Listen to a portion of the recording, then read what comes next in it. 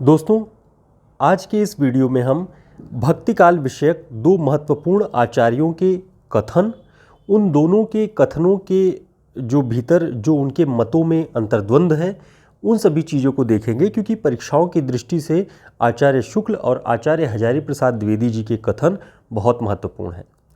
शुक्ल जी भक्तिकाल की राजनीतिक स्थितियों के बारे में लिखते हुए कहते हैं कि मुसलमानों का राज्य प्रतिष्ठित हो जाने पर हिंदू जनता के हृदय में गौरव, गर्व और उत्साह के लिए अवकाश ही नहीं रह गया।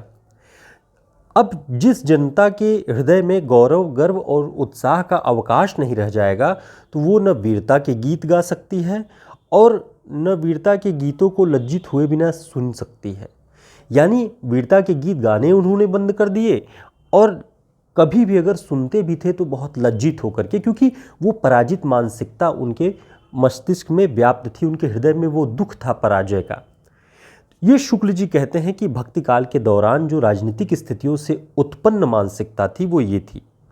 शुक्ल जी आगे लिखते हैं कि अपने पौरुष से हताश जाति, इसे आपको ध्यान रखना है। शुक्ल जी कहते हैं अपने पौरुष से हताश जाति के लिए भगवान की शक्ति और करुणा की ओर ध्यान ले जाने के अतिरिक्त दूसरा मार्ग ही क्या था। यानी जब उसका पौरुष हताश हो गया, उसकी सारी शक्ति क्षीण हो गई, तब उसके पास यानी भारतीय हिंदू जनता के पास उसके ईश्वर की ओर ध्यान ले जाने के अतिरिक्त, उसकी करुणा का पात्र बन जाने के अतिरिक्त और कोई मार्ग ही नहीं बचा था। तो ये बात शुक्ल जी कहते हैं कि इन्हीं परिस्थितियों की देन भक्तिकाल का साहित्य है। आगे भी एक बात और इसमें जोड़ते हैं, धार्मिक स्थिति। वे कहते हैं कि नाथपंथियों और योगियों के प्रभाव से सामान्य जनता की धर्म भावना दबती जा रही थी। तो नाथपंथियों के बारे में हमने आपको आदिकालीन जो हमारे और क्लासेस थे उसमें बताया हुआ था कि जो बाह्याडंबर बढ़ता जा रहा था, जो तंत्र मंत्र और जो अलग अलग तरह के विधि विधान बढ़ते जा रहे थे, उन सभी ने सामान्य जनता के भीतर से धर्म की भावना को कमज़ोर किया, क्योंकि इन सब बाह्याडंबरों से घिरी हुई जनता के हृदय तक वो बातें पहुंच ही नहीं पा रही थी। तो इन दो स्थितियों का भक्तिकाल की प्रारंभिक स्थितियों पर प्रभाव शुक्ल जी दिखाते हैं, और जिसमें इस्लामी प्रभाव जो कि कहते हैं कि पराजित मानसिकता की उपज हो गया इस दौर का साहित्य। अब इसी के विरोध में आचार्य हजारी प्रसाद द्विवेदी जी क्या लिखते हैं वो देखना बहुत महत्वपूर्ण है। आचार्य हजारी प्रसाद द्विवेदी कहते हैं कि लेकिन मैं जोर देकर कहना चाहता हूँ कि अगर इस्लाम नहीं आया होता तो भी इस साहित्य का 12 आना वैसा ही होता जैसा आज है। ये बात हजारी प्रसाद द्विवेदी जी कहाँ लिखते हैं ये भी आपको ध्यान रखना चाहिए। हिंदी साहित्य की भूमिका नामक अपनी पुस्तक में। तो हिंदी साहित्य की भूमिका नामक पुस्तक में आचार्य हजारी प्रसाद द्विवेदी जी ने द्विवेदी शुक्ल जी के मतों का खंडन किया है, जो कि उन्होंने कहा कि इस्लामी प्रभाव की प्रतिक्रिया, रिएक्शन था भक्तिकाल का पूरा साहित्य। वो कहते हैं कि अगर इस्लाम न भी आया होता, आचार्य हजारी प्रसाद द्विवेदी जी कहते हैं कि इस्लाम न भी आया होता तब भी हिंदी साहित्य का 12 आना वैसा ही होता जैसा आज है। ठीक। द्विवेदी जी ने लिखा कि जिन प्रभावों को मुसलमानी देन कहा जाता है, दरअसल वह मुसलमानी प्रभाव से बिल्कुल अछूता है। यानी भक्ति साहित्य के जिन जिन लक्षणों को, जिन जिन प्रभावों को कहा जाता है कि इस्लामी प्रभाव के फलस्वरूप आया है, द्विवेदी जी उसका खंडन करते हुए कहते हैं कि उसे मुसलमानी देन कहना बिल्कुल गलत है, क्योंकि मुसलमानी प्रभाव से वो अछूता है। कैसे? उसका कारण भी ये देते हैं कि वे सारे प्रभाव बौद्धों की हीनयान और महायान शाखा, नाथपंथियों के प्रभाव और वैष्णव शैव साधनाओं के तत्वों की देन है। वो ये कह रहे हैं कि इस्लामी मत जब उत्पन्न हुआ उसके बहुत पहले बौद्धों की एक जो विचार थे पूरे भारत में व्याप्त थे, और बौद्धों के विचारों का प्रसार हीनयान और महायान शाखा के माध्यम से जिस तरह से आगे बढ़ रहा था, उसका रूप भारतीय साहित्य और हिंदी साहित्य पर दिखाई पड़ता है।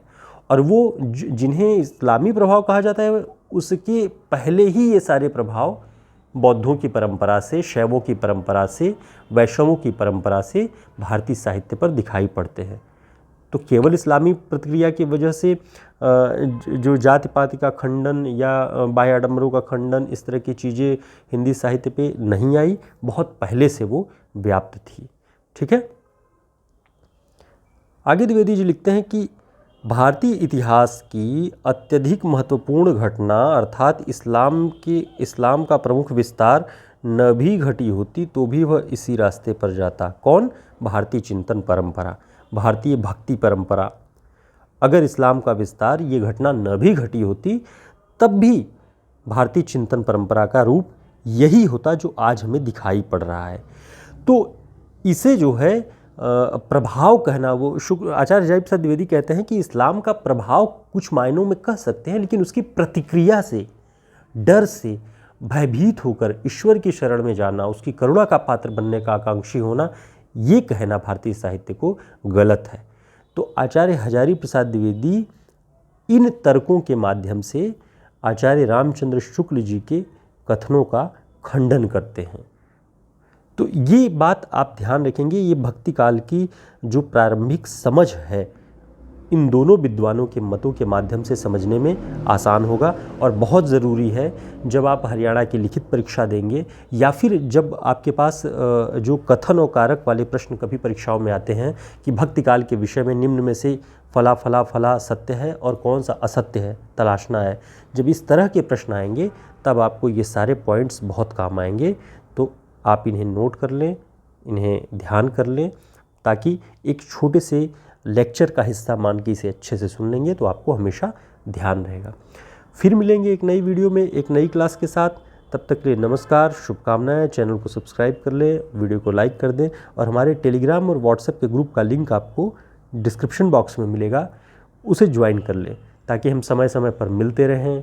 अपनी जो हमारी जानकारियाँ हैं, जो रणनीतियाँ हैं, उन सभी पर हम बात भी कर सकते हैं। आप सभी के कमेंट्स जो चैनल के माध्यम से हमें मिलते हैं, जो हमारे टेलीग्राम ग्रुप में आप कुछ प्रश्न करते हैं, उन सभी से हम आपके लिए जानकारियाँ इकट्ठा करते हैं, आपके लिए क्लासेस तैयार करते हैं और आगामी जो भी रणनीति होगी, जिस भी तरीके से पढ़ने पढ़ाने की और इस टेक्निक को आगे बढ़ाना है, वो हम करते रहेंगे। तो इन छोटे छोटे नोट्स के माध्यम से, छोटे छोटे पॉइंट्स के माध्यम से भी हम क्लासेस अपनी चलाते रहते हैं। अगर हमारे पास 15-20 मिनट से बड़ी क्लास नहीं है तो हम 8 मिनट 10 मिनट में भी वो बातें आपसे कर सकें, ताकि आप चलते फिरते 5 मिनट का समय निकाल के इन चीज़ों को तैयार रख सकें। दोस्तों, कैसा लगा आपको हमारा ये वीडियो ज़रूर बताएं। तब तक के लिए नमस्कार, शुभकामनाएं।